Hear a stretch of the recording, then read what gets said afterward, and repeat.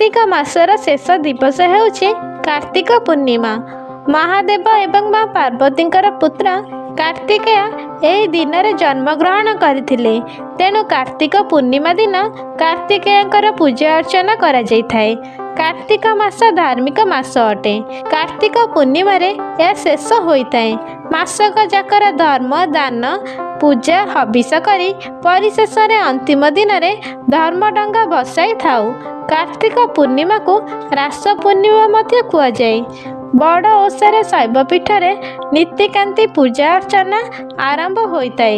शैवपीठर दर्शन लगे भीड़ मध्य होइताए। कार्तिक पूर्णिमा दिन बोईत बंदाणर विधान रही। ओडिया संस्कृतिर पूर्व काल साधव पुओ माने नौकारे यात्रा करी दूर देश को जाई वाणिज्य करुथिले एवं फेरिला बेले विभिन्न धन संपत्ति नहीं घर को आसुथिले। एही संस्कृति परंपरा अनुजाई डंगा भसा होइताए।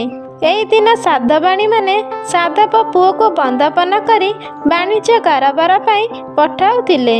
सेही उद्देश्य रे कदली पाटुआरे डंगा करी डंगा भसाई थाउ। पवित्र कार्तिक पूर्णिमा दिन डंगा भसेइबा पाई पूर्व रात्रि एक कदली पाटुका रखिबे। जदि कदली पाटुका मिलुनी ताले 16 डंगा मध्य किणिकी आनी रखिबे। सेथिरे रखिबा पाई पान गुआ देई पानटिए भांगिबे। किछि अरुआ चाउଳ बरकोली पत्र तुब आ भोग पाई उकुड़ा आनी रखिबे। एक काठीरे सलिता द्वारा दीप प्रस्तुत करिबे। नचेत गोटे छोट दीपटिए डंगारे देई परिबे। ता सबु आनी सजाड़िकी रखिदेबे। कार्तिक पूर्णिमा दिन प्रभातरू उठी स्नान सरिला परे रातिरे रखिथिबा सामग्री को सजाड़ी पाखरे थिबा नदी नाल किंबा पोखरी को जाई डंगा भसाइबे। प्रथमे डंगारे किछि अरुआ चाउଳ पान किछि टंका बत्ती आदि लगाइबे। तापरे नदी को जाई पानी भितर डंगा देबे। तापरे दीपरे बंदापना करिबे एवं बंदापना कला परे कहबे जे आ का मा बई पान गुआ थोई पान गुआ तोरा मासक धर्म मोर। यह कही डंगा भसाइबे। डंगा भसाइला परे ठाकुर दर्शन कले अत्यंत शुभ होइथाए।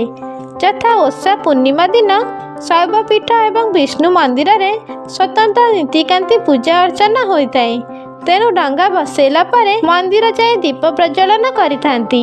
दर्शन परे घर को आसी माँ वृंदावती निकट में विभिन्न प्रकार मुरुज झोटी भी पका होइथाए। आशा करी भिडियोटी आपण मानक भल लगिथिबो। भिडियो लाइक कमेंट शेयर करि देंतु एवं सब्सक्राइब करिया पे भूलंतु नहीं। नमस्कार। Thanks for watching. Drop a like, leave a comment, and don't forget to subscribe.